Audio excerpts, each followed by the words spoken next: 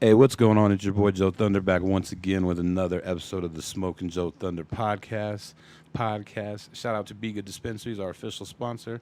Go check them out for the latest, greatest in your herbal needs. They got everything you need. We got a repeat guest on the podcast, a motherfucking legend. You know what I'm saying? West Coast legend, hip hop legend, Mr. Criminal. What's going on, What's brother? cracking, lackey? We out here in Denver smoking good, homie. What's good with you? Hell, you been smoking all day or what? All day, So I know homie. you smoking like a champ. You been smoking all day because All it's day. what time is it? I don't even know. Shit, I think it's like 10 o'clock at night right And now. he's still going, you know what I mean? And most motherfuckers from out of state, they'll smoke a couple blunts and be out. Be out. You know what I'm saying? Nah, that's what keeps us going, homie. We on this grind. For real. How you been, brother? I've been blessed, homie. I see you grinding on Yeah. the IG, just grinding. Yeah, I'm thankful to be here with you, homie. Thankful to be out to be able to touch the community and the people, and we just in motion. Hell yeah. Not only doing podcasts, making music, but you're touring. You're doing, Yes, you said sir. this your second show or third show? This is our third show of the stop, and we got the whole summer to go, bro. We just getting started. Oh, yeah. Where you been so far? We were up in Portland doing some stuff with Lowrider. We were in Nebraska. We started in Vegas at the Mandalay Bay, which was a historical show with me, Bro, King I Lil wanted G, to and go to drummer. that. I wanted to go to that, bro. And I knew it was like on the radar. Mhm. But sometimes you just lose track. Yeah. And I was gonna even hit up Brace. I'm like, I'm gonna fly out there, see if Yeah. you can hook up a ticket, because I Yeah. know it's gonna be. Oh, you would've been fucking in with get us. down, bro. And like, I seen it on the Instagram. Yeah, You know what I mean? yeah, I'm we like, made history for the culture, homie. Shout out to everybody that that's came dope. You out. guys did make We history, did some bro. things that they never expected for us to hit them upside the head with. Ain't never you know? been done, right? Never been done. Man, who all kind of did that show? That was King Lil G. He invited me, and then from me, we got Yellow Hill as a new guest. Then we added Little Weirdo last minute, and then we just surprised him up behind the scenes with Drummer Boy. He hit the stage, you know. Because Little King G was talking about that shit, about having Yeah. some shit cracking Uh-huh. in Vegas on your podcast, right? Yeah, it was the birth of it. He came to my podcast to open the door and say, "Look, brother, I want to do this with you. We want to make history as a culture because a lot of people know there's a lot of people in the game, and I'm not trying to flex or nothing, but nobody has sold as many records as me and King Lil G in the last 25 years. So we are like the faces of the shit, so to say, right? So he understood that, and I understood that, and I put my pride aside. He put his pride aside, and now we working. And that's mad respect on that, Yeah. bro. I really appreciate you and commend Yeah. you for doing that shit, like bridging the gap. You know what I mean? Yeah. And even not even bridging the gap, but like him getting on there and kind of reaching out to Drummer Boy and kind of them Yeah. squashing that shit. You know what I Hell mean? Like, yeah. you guys were talking like we all need to help each other, whether it's music, it's podcasts, whatever. Yeah. We're all brown, bro. And we all come from a prideful background. You see, that wasn't ever something that I ever thought would be true or come true because I come from a neighborhood that beats with his neighborhood. Right. There was really blood that was spilled behind the scenes on both ends. So, but we got in the rap game, what, to represent a neighborhood and spill blood or to feed our families and uplift our people. Right. So that's when I had to make a decision. Now, I'm not 18 years old, 19, 22, 23 years old. I'm becoming an OG in the game. I'm a man. I'm a vet. We're How do growing, I bro. lead this shit? You know what I'm saying? So putting pride aside and being able to do something like that for the community, I think was a big look, and that's something I'm definitely gonna be proud of for years to come. Nah, for sure. Like I said, I commend you, brother. Salute. Like that's real shit. Everyone talks about it. No one does it. You No did one that does it. shit on a platform that was on fire, still on fire. Yes, bro. sir. You know what I'm Yes, saying? sir. And it's only growing and it's only getting bigger. I like the fact that when you get on YouTube, see you have three different algorithms there. You got the live algorithm, you got the shorts feed, and then you got the traditional. Right. We've been killing the traditional for years. But the live feed and the shorts is a whole new beast. It's Right. like starting from scratch. So I like challenges, homie. Now we're back at square one. Hey, but you're still going strong, you know what I mean? Yes, you sir. definitely got the fan base to fucking, how do you say? People like, are carrying back us it up, through. you know what I Yeah. mean? Yeah, we did pretty good. We did 22 million impressions our first month. Right now we're down to, I think we're like 18, 19 million impressions in a month. I think that's amazing, brother. For real. Yeah. Hey, what made you kind of start like the podcast, man? What kind of made you kind of say, hey, I'm going to do a podcast? Well, I'm a businessman, right? So I utilize every tool that's available to me. And when we created our studio and we created a building, there's so many avenues of being able to monetize a building. And being able to monetize a building from a recording studio to being able to bring people in on meet and greets if we ever wanted to was something that we had a vision. So we created a showroom in the front. We have the back room, which is a showroom for the cars, which I also have a flipping business, what I do on the side. So far, I haven't had no successful flips because I'm keeping them all. But the process was to buy these an classic investment. cars and flip them, which now all my cars since I've owned the building have doubled or tripled up. So it's all working out. So monetizing was another step. We had the front room. Podcasting, I feel, is an opportunity that not a lot of people are taking advantage of right now. Nah, It's not it's really. people talk about it, everybody's into it, but nobody's grabbing it. And like I feel like a lot of competition wasn't really taking it to the level where we could. Uh-huh. So I jumped on it, bro. Whenever I see an open space and something like that, I jumped on it, and it just monetized another spot in my building to create another business avenue and another Like in revenue your stream. building, you got different departments. Absolutely. You know what I'm saying? We have a compound, brother, and I'm proud to say that we're able to use our minds and use the gifts that God give us to plant seeds that give us fruit quickly. You know what I'm saying? Right. And like I was saying, man, you got like the whole shebang, bro. You got Yeah. the Jay Leno gangster shit, like screens and Yeah. videos playing and fucking the whole nine. Yeah, You know we what I tried mean? when we first set out. We had a vision, and I got with my team. I got with my beautiful wife. I got with my producer, Critical, and we said this is what we want to do, and we set out for that vision. And yeah, we knocked it out, bro. I'm more than happy with what we came out with as a team because everything we do is as a team. Hell yeah, that's dope, man. Who was like your first guest? My very first guest was the homie Young Dopey. Shout out to Young Dopey. He was my first guest, and he kicked it off. He kicked the whole shit off, and yeah, it's been good ever since, man. We just been rolling ever since. And then talk about it, man. I know it started picking up momentum. You know what I mean? Yeah, it definitely did. We had Young Dopey, and we were just talking about life, and a controversial subject came up. A controversial subject with, as I mentioned earlier, I sell some of the most records in this whole West Coast being brown skin ever in Latin rap history. And he brought up the fact that he thought it was real strategic and slick that they didn't bring me up in that King of Chicano Rap conversation. Right. So I said, I agreed. I felt like it was extremely strategical. I said on my show, it's documented. I said, motherfuckers know not to throw me in that mix because I eat motherfuckers for breakfast, lunch, and dinner. For real. Because I believe in my craft and this is a friendly competition. If you're going to let me go out there and shoot some points, I'm going to do some triple dunks on these motherfuckers, right? For Because I'm real. confident what I could do. So as soon as that was being brought up, I started getting communication from King Lil G. So he was like, let's clear this up. Let's make sure that it doesn't come out. But, because, our people take shit like that and they'll twist it. They'll run with it all criminal, say he'll eat motherfuckers up, and then he's dissing King Lil G or something like that. Right. So he called, like, what's good with it? And then him and Dopey kind of had a prior issue where they weren't communicating properly. Right. So we ended up, not so to say squash a beef, but we put them back in communication. Right. To at least talk about shit. At least talk about shit, and then the next day, like within 2 days, King Lil G called me, and he called me the next day, and was like, "I want to pull up on you like tomorrow," type shit. So I was like, Like "Damn, right now, this right is now. becoming big." And then he pulled up, and he started talking about the shit with Drummer and how he wanted to see Drummer, and I'm like, "Wait a second!" The light popped off in my head. Drummer's my little homie. I know his homies from his hood since the 1995-6 years. You know what I'm saying? So I roll with them fools. I've been in the streets with them fools, in the trenches with all the military weapons, all that shit. Like me and them, we go back. So I was like, that's an easy play. So I hit him, and he was a little bit abrasive or hesitant at first, but due to the fact of my leadership and I feel that people could tell my intentions are good, he came through and with love, I told the little homie, like follow my lead, little homie, let's do it. Now he's on fire more than he's ever been in his career, and these fools are getting bags all over the country. They've touching, touring for a they're minute, touching, yeah. but now they're really going. You know what I'm saying? Like their shit's like activated, like someone poured gas on their shit. And I'm proud to say that was all started right there on the podcast, homie. Nah, like I said, Yeah. you're making moves, man. Like not even moves. Like how do I say? I'm trying to think of the word, but like I want to say like generational gap shit. You're bridging this shit. You're bridging it and fucking. You know what I mean? Because like they said, the youngsters need to listen. They need to swallow their pride. Yeah. And us as the old cats need to be like, or you know, you're not saying you're old, but Yeah. you know, we the OGs or whatever. We need to not get to the point where we're like, fuck it, I Yeah. ain't fucking with it no more. And also we have standards, right? Yeah. So I'm making it a standard, and I'm making the standard that all that bullshit that people doing, all that fugazi shit, all that disrespecting another man and then saying they outside and all that goofy shit fools be doing online, like I don't even acknowledge it. When fools do that shit, we don't even acknowledge it. Gangsters don't talk, we just do what we do. And there's a lot of funny fugazi shit out there. So when people put us in the same category, I don't even acknowledge it because they ain't on our level.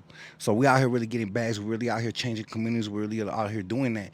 People sort of say, they ask about, oh, what about this rapper in LA? What about this rapper? Yeah, I say that rapper ain't really doing it. That really rapper ain't international. That rapper ain't getting money. That rapper probably never even seen $250,000 in his life. So why would I acknowledge an artist like that and put myself on that level when we're self-made bosses and millionaires that took our families all around the world off this shit? It's not. It's like comparing fucking night to day, homie. It's two different things. You know what I mean? No, for sure. Hey, talking about like fucking just lame ass and crazy shit, I gotta ask you about this because this is all in the news, bro. Yeah.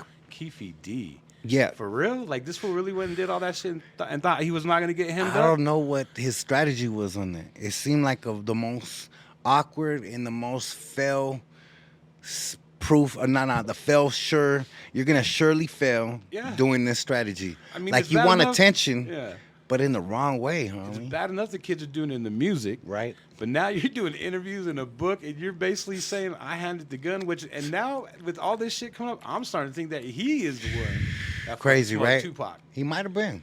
And He might have been throwing this off the whole time. You You know what I mean? And fucking just playing it like Yeah. doing like they said the Ti kind of blamed it on his nephew. You know what It's I mean? trippy, huh? That's fucking wild, bro. It's wild, bro. But you know what? To me, nothing is surprising these days. yeah. I mean, the shit's out of control. We got 6ix9ine that became, a household name through fucking all the mamadas he did, and now he's a snitch getting millions of dollars in the game. So, I mean, what's surprising anymore? You know what I mean? Like, Dog, where I work, like it's like kind of like a call center, I guess you can call it. You know what I mean? But you got some like square ass motherfucking, fools, whatever.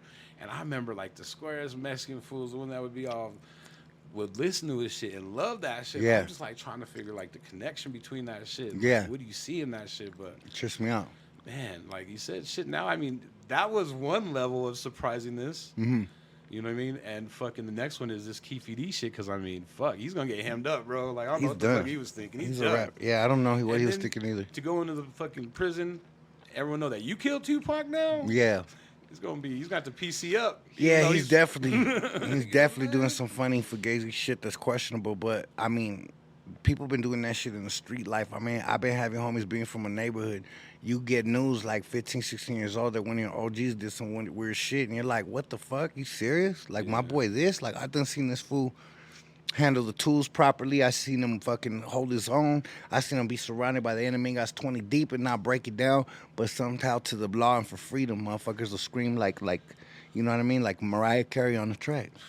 That's It's crazy. bro. And then even some of them try to fit back in. Yeah. Oh, for sure. And a lot of You know what I people mean? are because, like I said, it's just watered down, homie. It's just not like it used to be. You know what I mean? What do you think like people doing like music with that fool? I'm not even gonna say his name, but you know what I mean? Like, I know you would never do a song with that fool. You know what I'm saying But like there's standards, right? Some people are so desperate for views and fame, Fame. they'll do anything, homes. But like anything else, like when you have morals, when you have standards, you know not to grab your dough sack and go stand on the wrong corner and disrespect that man, or you're gonna get what comes with that shit. You know what I mean? It's the principles and morals that were applied through street life that I know a lot of these fools never walked in because they would carry themselves as such.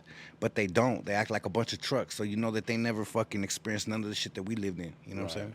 Nah, none of that. Or shit, they wouldn't bro. have lasted a day, homie. You know Not what I'm at saying? all, bro. Straight up. Having to walk through the hood by Nah, yourself, nah. you know, Nah. a couple times, you know what I mean? But we'll keep it popping. What's For up? sure. You know what I mean? have to. You have to. I'm a one-man army everywhere I go. I say that all the time confidently because I got God behind me and I keep my intentions pure.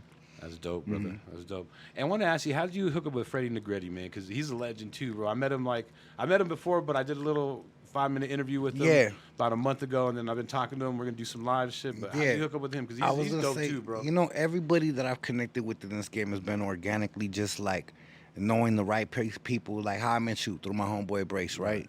It's just Shout out. shout out to my boy Brace. It's like knowing good people always plugs you with good people, and you're able to know what type of people keep good people in their circle. Like I know when I come to you, you got the good energy and the frequency of the homie that was just in this room. He has so much positive energy and so much good frequency that I know whoever he turns me on to is gonna most likely be on his frequency. Right. So you are able to read that. Now if I'm in a room full of like 15 goons and motherfuckers in the corner mad, I'm like, hey fool, anybody got a problem, smoke them. Like that's not a frequency I want to be around. I carry myself around 15 motherfuckers like that. I'm gonna be in that 15 problems that come with it. 15 liabilities. That's 15 liabilities. You're gonna come with motherfuckers. I might walk around with 15 pit bulls. Exactly. With no leashes. And I've done that before, and I've Right. came with those consequences, and I've been around that. So I think that just the fact that you're able to tune into other energies and frequencies in life, and then you're able to understand that this person's on the same mission. They take care of their family. They're doing dope shit like this podcast. They're doing dope shit like this building and the art that comes out of here. Like I think you're able to know like this isn't a waste of time. I pulled up here and I was proud to come because of appreciate the that, energy bro. you guys put out. You know what I'm saying? Oh yeah, man. Shit, I appreciate that coming from a cat like you, man. You Thank know what you, I mean? homie. And I want to ask you too. So we were talking about Freddy Negrete. Like, did you hit him up? You know what I mean? Like, You know did what? you know much about him or? Not really, homie. To be honest with you, I really don't know a lot of the people I tap in with. To be Okay. real with them, I know that they're all go-getters. I know they chase their dreams, Mm-hmm. but I just honestly, like, I'm so self-consumed in my hustle. Like, I don't even be knowing. Like, no disrespect to the homie Peso Pluma or whatever, but I know that he follows me. I know that he's been into my shit before he blew up. I know that he's reached out before his huge fame and success. But I, honest to God, never heard one song from him until last week. And that's not because of anything other than I'm so focused. Every day I wake up and I'm chasing this goal. They say to become a multimillionaire, you have to have 7 streams of income. I Well, was just about to I say got that, 7 seven streams hustles. plus motherfucking more. Yeah. So when you have, it's easier said than done. Oh, we want to have 7 streams of hustles.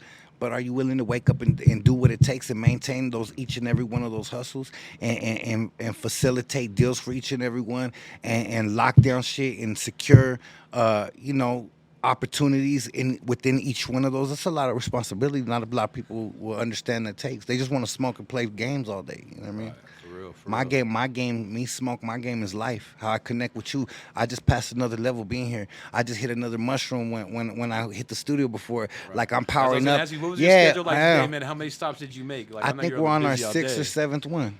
Yeah, we nonstop, brother. We We appreciate nonstop. it, man. Like I Yeah. said, this late at night, you've been going all day. I'm sure you've been All day. smoking. I'm sure, you know what I mean. You just want to get back and chill. It's all you know? good. You know, when we leave our house, I have a beautiful family. I have a beautiful home. And when I leave my house, I've always committed and said this. And my wife's able to be a part of this now. But I've always said when I leave my home, I'm gonna come back with a bag, but not more than a bag. I'm gonna come back with an experience to help level my family up and our mentalities and our experiences in life, right? Level up. So I'm out here really connecting, and when I connect with you, I get a little bit of your energy and your knowledge, and I soak that up in the next man and the next man and the next businessman's idea and the next building, and I might walk into and see, damn, the way they do it, right? So we're walking influences. You're an influence. I'm an influence. So it's all about whatever we need to do to take advantage, and I'm not going to leave my home and go sit in a hotel and chill with my feet up when I could chase opportunities nonstop to be able to advance and further my goals. Right. Absolutely. Hey, one of the things that you kind of did is when Snoop took over the Death Row shit, man. Yes, sir. You were on that shit with him. How did that shit kind of transpire? Man. Tell me, run us through all that, man. Well, I'm naturally an investor in this cryptocurrency space in the NFT game, I right? know you was big. I mean, one of the times I went to LA, like I said, I Yeah. hit up Brace again, and he was like, "Oh, he's in New York with the NFT shit." Yeah, you know what I mean? I was like, yeah. "Oh, And we're cool, still cool." heavy in it. We're gonna be in Hong Kong with the NFT that shit conference. ain't died yet? Nah, that shit ain't nowhere near dead. Okay. I still got my portfolio still 6 figures plus. So even though it took a low end, this is when you buy. These are when Right. you snatch in. People don't understand that this is the opportunities. People don't understand that these are the moments right here that make Buy people low, sell high. rich as motherfuckers, right? You buy the rumor, sell the news. A lot of people don't understand. They just want to jump in when it's hype. And I also learned by being a part of that wave, right? You learn both sides of it. So I've seen the successful sides. I've seen the sides where you're not as successful. Make a long story short, being part of the Bored Ape community, the Mutant Ape Yacht Club, it's like a true community. Like Okay. there's only a certain amount of people. There's 10,000 apes, Bored Apes. There's 20,000 Mutant Apes. Right. There's only 30,000 people in this whole fucking planet, and most people own multiple. Like me, I've owned 4 total. Okay. So I was able to flip one for like 88 bands, another one for like I don't remember how much. But bottom line is these things are very expensive assets that you could, if you get them in the right time, that they're worth a lot, and they have benefits. So Right. like they airdrop you money, all this type of shit, if you're in it at the right time. So my whole point is this: getting in that community furthered me with more people. This door led to that door. Went to the NFT conference. Was tapped in with my boy Brian Lopez that owns a Bored Ape. Was chopping it up with Rax. Being in that room, I ran into Snoop Dogg's son, which we know each other from back in the days. Right. He was with Armador and a couple dudes that actually run the death row shit and all that, and just chop it up behind the scenes. I was like, yo, this is what we're doing now. They understood that I own some NFTs. They're like, bro, you should be a part of this, And then the next thing you know, we got the track cracking. Snoop put it out on his shit, and Did it's you history. freestyle that shit too? Do you freestyle everything? I don't write no music. Okay. When's the last 'cause time we wrote? probably like 5 years ago. Okay. Maybe. Like you said, it's just more genuine, more of the moment. What's kind of popping, right? Yeah, I would say recently I wrote to be 1,000 with you. I wrote on the King Lil G track with me and King Lil G because he wrote and he took his time and he was in my studio taking so much time and being so precise with it. And I was like, you know what? I want to bring that energy too. I want to see how that feels Match to get it. back in there. Yeah, instead of just freestyle. So on my track with him, America's Most Wanting, and on the song with all of us that we got together, those were both written. I didn't freestyle those. I wrote those. That's dope, man. I was gonna say I have a request for you for a guest on your podcast, What's up? bro. Ras Kass, Ras Kass is hard. because he did a podcast recently with Hoffa, Okay. my expert opinion, but I need a L.A. cat Yeah. to talk to Ras. You know, I'll Kass tap in. and get, you know what I mean. That's he has easy. a lot of history. Like he put a lot of fools He's on from Carson, too. right? Huh? He's from Carson, right? Yeah, I believe so. Yeah. Put on the far side. He opened a lot of doors for a lot of cats, and he's just like, he's like us, bro. You know what I mean? Just real, bro. You know what I mean? Yeah, for sure. I'll definitely tap in with some people. I know a lot of people that know him, so I definitely will tap in. Coming from a gangster's rap fan base, I always came up more liking like the hardcore rap, like gangbanging rap. But Like I always some was, Eazy-E? yeah. And then Some, everything that came after that, like the Brother Lynch's, the Sebos, all that Spice One. South Central Cartel, bro. South Central Cartel, shit like that. But you know, the Ras Kass, I always respected the lyricists and the hip hop heads. It just was a different place for me. Like I couldn't relate to it, but I respected it. You know No, what I I mean? feel you because like I didn't get into Ras Kass till way later, bro. Like Yeah. I would see his shits too, and it just you know what I mean. Yeah. But once I actually kind of got older and sat down and listened, like he has a dope album with Apollo. Okay. And that shit bangs and just like Apollo was the dude that passed away that played him in the Society, right? Or Boys in the Hood? No, I think he's like a producer. I could have Oh, him wrong, okay, bro. okay, okay. I'm high right now. No, Just that's all good. Colorado Weed, Now, you know what I'm what's saying? crazy? A lot of people don't know this, and I don't think I've ever said this publicly ever. But I used to go to hip hop ciphers when I was like 13, 14, 15 years old in South Central LA. You go to They have a Good thing Life? called Project Blown. A Project Blown. Project okay. Blown. But before that shit was commercialized, before the Eminem 8 Mile movies, before all that shit, I'm talking with fools were getting smoked in the parking lot right after the battles. Like, Damn. I was seeing it, witnessing it. I was right there in the mix, you know? And seeing that also taught me and birthed the hunger in me, even though I didn't understand that lifestyle. My homies were in it because I would go around my homies in Whittier. I had a homie Roger that I don't hang out with no more, but he had a lot of homies in party crews in Whittier. They were part of a party crew called Main Attraction, and we used to go right there and then link with them cats, go party to a couple parties, maybe Whittier, Pico Rivera. Then I would hit my homie shop up because he would be in the area anyways. So then we'd all link and go different directions. I might hop in his car, go a different direction with my homies from my neighborhood, or just stay with the party crew cats, right? But I would go with them, and then we would go and end up at Project Blow, and they'd be like, just some art shit. And then next thing you know, we'd be like, damn, like some of my homies straight up to be real, like, I don't want to fucking be here, homie, these motherfuckers, and disrespectful. You know, Yeah. some homies are a little bit on some other shit, you Yeah, know? no, I know. I And, know you know, what they'll you say mean. their little words and their comments, and I'm just like, nah, homie, but I would understand the craft. I would see their hunger. I would see the motherfuckers sweating off their face, wiping their face, throwing it down, rapping, spitting in each other's face, and I'm like, damn, I might crack that fool who's spitting in my face. But I understood this isn't about that. This is a battle. These fools are really going at it. And coming from the West Coast, I never thought that existed. You know what I'm saying? So it was an eye-opener for me. And it was in one of the most grimiest, ghettoest, dangerous fucking neighborhoods. You know what I'm saying? So you had to go risk your life just to watch that shit. Hey, another cat too. I was gonna tell you, like, I don't know what's about Proper Dose. Frank V. Frank V. What's up? Is he still doing okay? Man, it's or- crazy. I'm going to tell you something I never said publicly about Proper Dose, too. So Proper Dose was one of my favorite artists growing up. I never give him the props that I feel like he deserves because I feel like he made a decision and a move that I didn't agree with early in my career. Okay. And I thought it was some shit that I looked down upon. You know what I'm saying? He was a real one from his hood. We all went to Mexico together. The homies from National City, the homie Spanish Fly, Maniac, me, my homeboys from my barrio, Capone, his homies from his barrio, the homie Spider, Pacas Criminales, there were like 40 deep, and him with like 12 of his homies from Santa Monica. And I looked at him as a real homie, you know what I mean? But there was a time where my homie Stomper, rest in peace, wanted to work with him. And I was producing Stomper's full album. And I don't remember exactly verbatim how it came about, but he was like saying shit like he was better than us and he wouldn't rap with us and all this shit. But we were selling way more records than him at the time. So at the time I confronted him and I was like, what's up with this shit? And he's like, nah, I don't feel like that. But it was already put out there about how he felt through somebody else.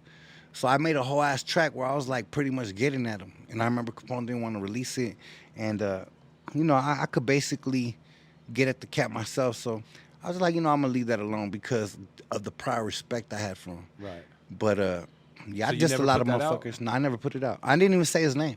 But it was like I was speaking on the situation. And if he heard the song, he would have understood I was talking definitely about know, him. yeah.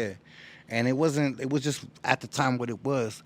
But I ended a lot of motherfuckers' careers and didn't have no hesitation in disrespecting anybody back then. I mean, even person, I slapped the shit out of somebody quick, right? But for some reasons, out of his OGness in the game and out of what I respected him doing with Mexican power and everything, I was like, I just gonna leave this shit alone. You know what I mean? So I just left it alone. I didn't agree with it. Stomper didn't agree with it. Big Locote didn't agree with it. The whole camp was basically like, oh, fuck that. And to be real with you, that's the reason why he never put out an album on High Power, because he was going to. And I pretty much at that time was like, nah, homie, I'm producing this shit. Right. And Capone at that time was like, yeah, let's just pull back. Because I had a lot of weight. I was the general of the label for a reason. Everything was going through me, and Capone was basically asking my opinion, if not to me to push through on shit that he didn't want to do. You know what I mean? For sure. Were you hearing it like from multiple people or? Nah, it was like straight from my homie Stomper. You know, rest in peace. And I'm gonna take my homie Stomper's word. My homie Stomper was a real motherfucker. You know, so yeah, that's what it was. Like you said, he has his placement. You know what I mean? He was definitely one of those cats that took it to like another level. But he didn't take advantage of his opportunity of his name. Nah, not at all. He dropped the ball in that aspect, and I say that respectfully, because we all have wasted opportunities, but I feel like he had a good voice and a good name and a great dope, talent, bro. homie. Yeah, Like, they said he was the Mexican Ice Cube. The first time I played his shit, I was so proud to play it in front of my brother, and my brother goes, "Who the fuck is that? It sounds like a Mexican Ice Cube." I'll never forget that, and I was like, "Damn, that's huge," you know. No, So for sure. it is what it is, but yeah, he came and he did his thing, and props to him. For sure. Oh yeah. Hey, what kind of new stuff you got going on, brother? Shit, I got investments. I got me and my baby girls podcast, Bonnie and Clyde. I got. When's that premiering or when's that? It's starting? been going. We've been doing it. Yeah, it's been going. We just. I ain't been seeing it in the algorithm. Yeah, What's up? we can't stay consistent with that one because we've been moving so much. So it's easier for me to just jump in front of a camera and do Mr. Criminal anytime. Yeah. But with my girl, I want to be precise with it. I want to be You wanna be on intentional. point, right? I want to make sure it's right. Like me, I don't give a fuck if I look sloppy. Got a couple spots on me or anything, right? We could jump out the car. Yeah, but run with the upstairs wifey, and you we're doing gotta the podcast, you gotta or do it right with gonna the take wifey. a little longer, you I know? want to make sure that we got the topics right. We got it. It's well thought out, all that shit. So Not just we've off the been head. doing it like every 3 weeks to be real. But we're gonna start doing them every week. We're gonna do them. You guys have guests? all that shit. You know what? So far, our Bonnie and Clyde episodes are about us, our relationship, and like how to overcome struggles and obstacles within relationships in the entertainment industry, and just like being young and being young parents and shit that a lot of people face. And that's what it's more about. It's not more about the guests, you know. Right, no, I we got will what we you're will have some when it comes organically. Like I say, everything that's happening, like people think I'm behind the scenes blowing people up, paying motherfuckers for features or like none of this. Nah, man.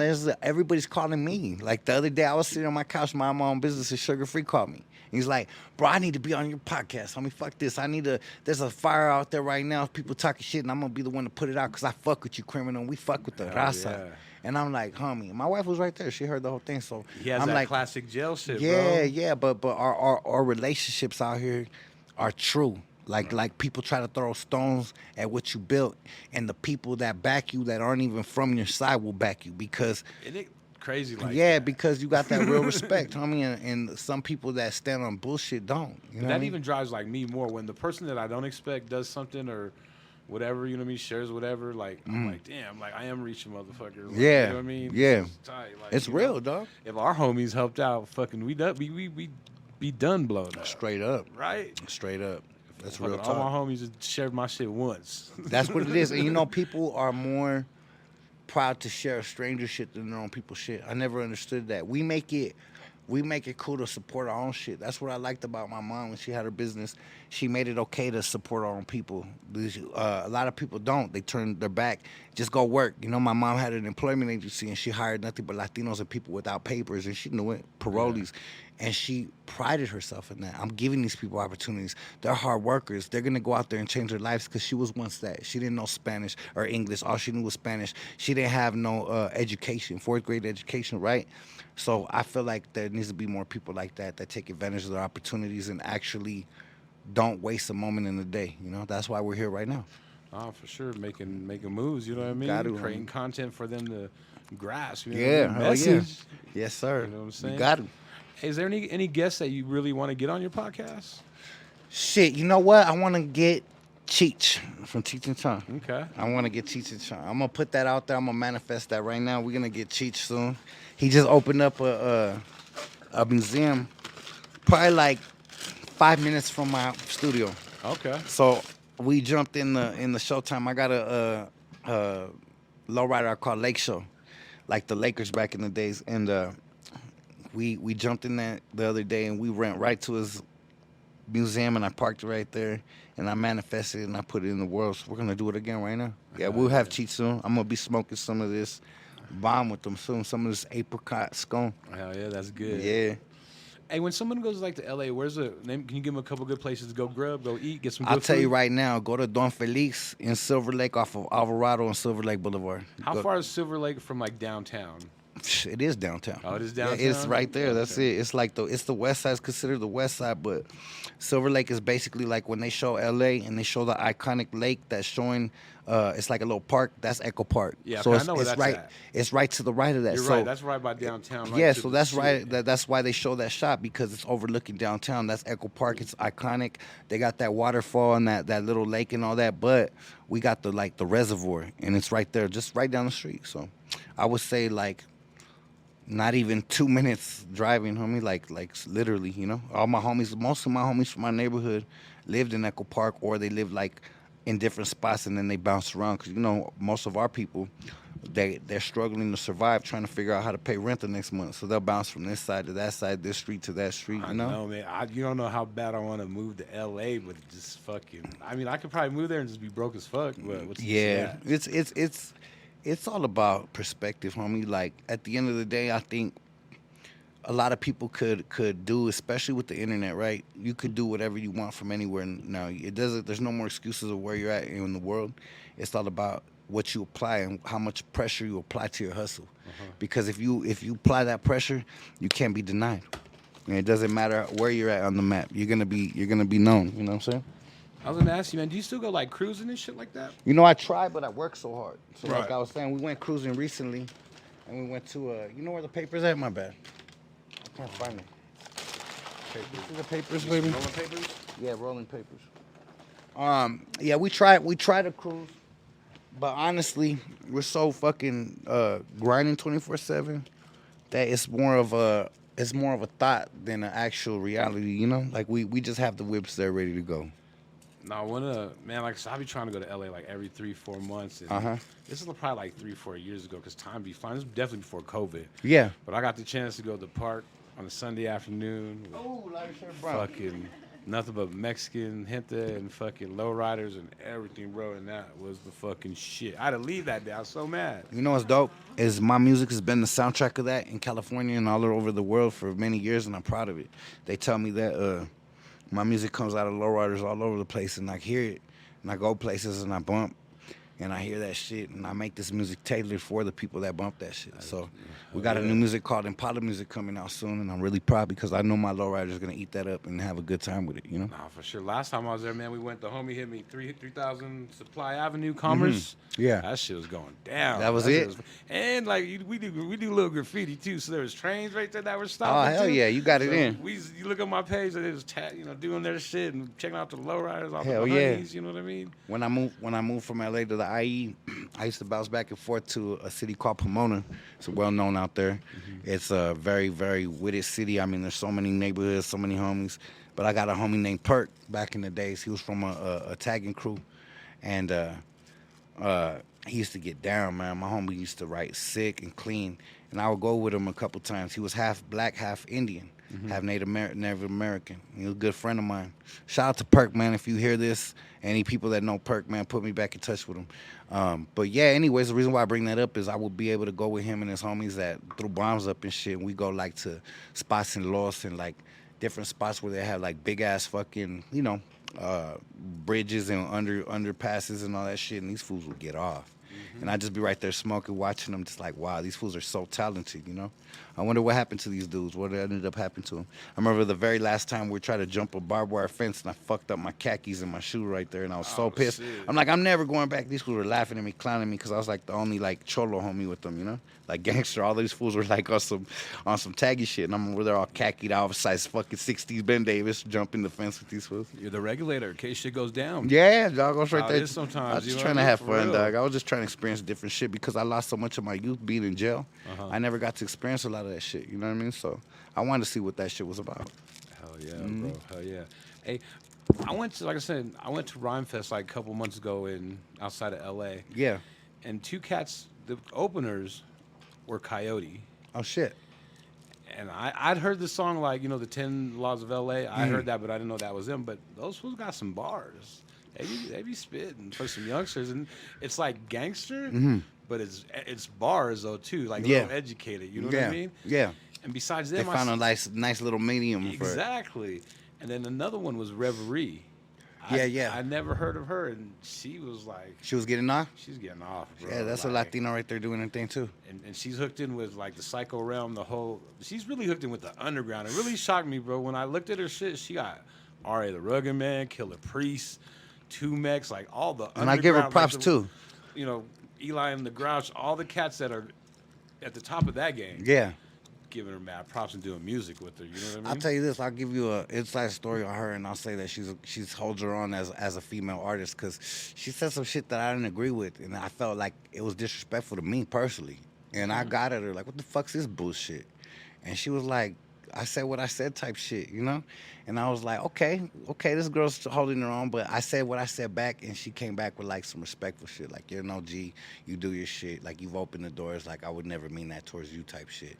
But I am who I am type shit. And I respect it. I was like, cool, do your thing, you know. At least recognize it, Yeah, right? yeah, You yeah, know for what I sure, mean? for You sure. know how youngsters are sometimes, Yeah, you know what I mean? for sure, 100%. I was gonna ask you, what do you think about these lists too, man? Like when motherfuckers put together like the best Latino list or the best rap list or all that I don't know shit. where they fucking get their facts from because sometimes I see my name on them a lot, right? Mm-hmm. But I see fools that don't deserve to be on there at all, and then I see these lists where I'm not on them at all, and I'm like, damn, these fools must have woke up and forgot the true history of this rap game. You know what I mean? Because it is what it is. But then you got to understand this bias too. A lot of these dudes might have been victims of us. When you're smashing 23 years in the game and you do this thing called gangster rap, you really have to come outside. You really have to show face. You really have to be in situations where people are going to test that. Yeah. And you don't be in the game 23 years successfully without passing those tests with flying colors. So unfortunately, sometimes when you pass those tests with flying colors, the person that's a victim becomes in a position where they can speak their mind on the internet or in a chat room or like that. So that's their payback. That's their payback. They might have got slapped back in the days, and then 10 years later, now they can make a list, and you're not on it, Mr. Criminal, because you slapped for me 10 years ago. Or you slapped my primo or some stupid shit. Dumb shit, right? I don't really trip off that. I know that it's always an ulterior motive because I can't nobody say that they sold more records than me or my previous label in the last 25 fucking years other than King Lil G. Right. Period. And we influenced him. Oh, for sure, man. You fucking legend in the game, you know what I mean? Like, and I say that humbly, but I remember them little homies coming up like, yeah, you're doing it with my homie Youngster, rest in peace. Where you get them jerseys at? How you do that? And then here's a little gangster on his cover with the same jerseys. And that's dope because we all emulate success. Mm-hmm. So the next man might do something. King Lil G might be doing something now that I'm copying, not in a bad way, but in a way that could level up my career, just like he did back then. That's what we're supposed to do as Latinos and entrepreneurs. We got to take the formula and keep leveling it up. Yep. Hell yeah. And like I just had what I was gonna say, and I lost that motherfucker. You know what I mean? But it's all good. It's that Be Good weed. If y'all don't know, check them out. Yeah, you already know. We out here smoking that good. Over there in Inglewood, 11 West Hampton, up north on 120th, across the highway from Boondocks. You know what I'm saying? Well, shit. When you perform, how long is your set? How long you usually go, man? It depends on the size of the venue. Does it change or what? I change them up, but you know what? I noticed one thing. When I change them up, I have a rhythm to my set, right? I have a bounce. I have a playlist that I'm used to, and it's almost like riding a bike. You've been doing it for so many years, right? So I stack this playlist and I keep on adding to it newer songs, and I might mix it up. But when I try to completely change my shit, it throws me off. I go in the studio with my homie Critical, and we'll start trying to put together like a playlist, like a new show tape. And like I'll start practicing it before I get on stage, and I just don't feel the rhythm. I don't feel the same bounce because I'm so used to that. That other one. It's like boxing, homie. It's like you're this boxer, right? You study the sweet science, and you're out there. You know how to set up the feints. You know how to set that perfect punch up to hit them right in their chin every time when you feint a certain way. But then somebody, you get a new trainer, he's like, throw all that shit out the window, and now just go in there and fucking fuck boxing, just scrap. You might get knocked out in 2 seconds because you're not doing what you're used to, right? It's the same shit. You might be up there out of breath like a motherfucker because you didn't used to this new show tape. You know what I'm saying? So I like to keep it in the same pocket, but still give them some new shit. Hell yeah, hell yeah. Well, shit, man. I was gonna ask you, would you have any advice for like the young cats getting in the game nowadays? Yeah, you know, I got asked that just earlier. You know, my advice to the youngsters in the game are this: stay true to yourself. Number one. There's too many people trying to do what other people do. I have heard so many records in the last 20 years that sounded like somebody else. Or like when Little John shit started popping, all the production started sounding like that. Or like when Draco started popping in LA, every fucking rapper from every side, Crip, Blood, homies, they all want to sound like Draco. And beats sound like Draco. Everything's the same, right? So I would say, number one, if you want to stand out, be different, homie. So it's okay to bet on yourself and say, I could be different. When I got in the game, everybody was rapping on oldies. Everybody else, the sure shot way that no matter what, people were going to bump your shit. Jack a oldie beat in Chicano Rap, do some hella simple fucking hook type shit, and rap about some lowrider drinking on your driveway type shit. Hell nah. When I came out, was criminals even to make concussions. Watch out for the down. I'm busting. Fucking discussion. I busted with your blood rushing. That was my first bars I ever spit. And I came in saying, I'm gonna spit. I'm gonna represent our gente, but I'm gonna have bars. I'm gonna deliver some shit that not even some of my black or white peers in this hip hop shit could do out here on the West Coast, right? And that's what makes you stand apart. At first, people were saying, I don't like him. He's too lyrical. He's this. He's not what we're used to. But I changed the game. I made it okay for the next generation to try some different shit. You know what I'm saying? So I'm proud of that shit. Right. Hell yeah. That's what to do. Just stay original and stick to your shit and practice ownership, because a lot of these dudes don't know nothing about owning nothing. They want to rap on every YouTube beat, and that shit goes 3, 4, 5 million views. I was just talking to the homie Little Nate in my podcast, in my interview, and he was saying that he had videos that went up, and I was trying to use that as a platform to educate the youngsters to put money in your pocket, buy your shit, learn contracts here. And if you want to be an artist, there's a lot. You want to be an artist, understand this is the most cutthroat business in the game, in the whole probably entertainment industry. And motherfuckers and artists get fucked the most. So if you want to be an artist, understand you're going to jump in a fucking Shark Tank and there's blood all in the water and everybody's circling you. So what are you going to do as an artist to protect yourself? Yeah, everybody can pick up a strap in the streets. Everybody can scrap. But that shit don't apply when it comes to corporate gangster shit. Not at all. Now when it comes to contracts and lawyer shit, that shit don't scare nobody. And like they don't give a fuck. Sorry to interrupt you. No, even you're like good. with like talking about like Puffy, like if you sign to someone like that, you're going to sign over like the majority of your publishing and ownership just to get put on for work that he's put in. Real shit. You know what I mean? Some people like, with the Biggie shit talk about that. Biggie had to do what Biggie had to do. Yeah. You know what I mean? And it took Puffy, and I would say Craig Mack, to take Biggie to the next fucking level. Straight up. No Craig Mack flavor in your remix. It said on podcasts he wasn't selling until he hit that shit, and he did have a sick ass fucking verse on that shit. More butt than ashtrays. Fucking feel what? That shit was a smash. You know what I mean? And that's a legendary moment that he took advantage of to advance his career. Exactly. Because he could have just said, I'm just going to be home. Or his ego could have said, nah, Puff, I'm better than Craig Mack. Fuck this. I'm the next biggest artist. Imagine if he would have gotten his own way like that. He talks about that because it sounds like he didn't get along with Craig Mack. Oh, for sure. Like, that was just to blow up. Like, you know what I mean? Because that fool, I just seen that the other night. The fool asked him, you having Craig Mack on your album? He like, you kind of clowns on that fool. Like, what? Like, shit, fuck with that fool. Yeah, Craig Mack dissed the West Coast, so I ain't feeling him anyway. Oh, man. What did he say? I don't even know. I don't remember. I just remember him and Tim Dog. They were dissing the West Coast. I hear Tim Dog still lives in Compton. Is this true? I don't know about that. I heard that, bro. I heard he lives in Compton still. I'll tell you this. People in Compton don't play, so I'd be very surprised. What's crazy is how many people from the East... That's real Chopper City in the ghetto. Yeah, bro. What's crazy is how many people in the East back in the day really kind of fucked with him. Like, you hear his name come up a lot as being like a promoter. I never even knew he was from Compton. I thought that Tim Dog was from the East Coast. I think he's from New York. I think he's from New York, Okay. and he grew up in that heyday. See, I 80s didn't know shit. that. I And didn't he know moved to he moved to Compton nowadays. That's what I'm Okay. saying. But I who see. knows? Shit, I could be. Who knows? I got you. There's a lot of funny ass cats like that though. There's a lot of fools that'll diss and you never see them in your life. True that. True that. Well, shit, if they're Disney, you mean They doing something right. exactly? They can't bro. get you off their mind, right? That's how I've always Exactly. looked at it. But then there's some motherfuckers that will come out because I remember one time I never even said this. I'm giving you a lot of exclusives. Hell yeah, bro. But That's what I'm talking there about. was a time where we were dissing and beefing with a certain people from a certain state in the United States, and we pulled up to the show. I just got done rocking the show. I was sweaty, tired, hot as fuck, out of breath, and these fools approached me in my dressing room, up in a real dark, very, very, very confined space, and they like basically surrounded me, three fools, and they're asking me, "Hey, homie, I need to get at you," and they're getting me hella strong. I looked at these fools like, "Hey, homie, chill out." I just thought they wanted a picture, like autograph, Right. and they're like, "Nah, homie, I said I need to get at you." And I looked and I saw like by a little, it was dark in there, by a little reflection, a big old shank in this fool's hand. And we kicked it off with them fools, me, Capone, Mobs, and the homie Giant. But like sometimes fools won't hesitate. Like some people really will take it there. 9 times out of 10 they won't. But there are some motherfuckers out here that shit just ain't rap to them, you know? Why do you And- think they take it there, bro? Because jealousy, hate. Like really that Motherfuckers, much? yeah. Like, Look at us. Back in the days, we were on the album covers, slingshot it out with blue bandanas all over, neighborhoods being thrown up, all that. Of course, you're gonna. If you put that type of energy and frequency in the earth, it's gonna come back at you. The baddest, gangsterest motherfuckers want to see if that's real. if it's real, yeah. If they is wanna it real? test you. These fools are passing through my city. Is this real? These fools making all this money off of people like us. Is this real?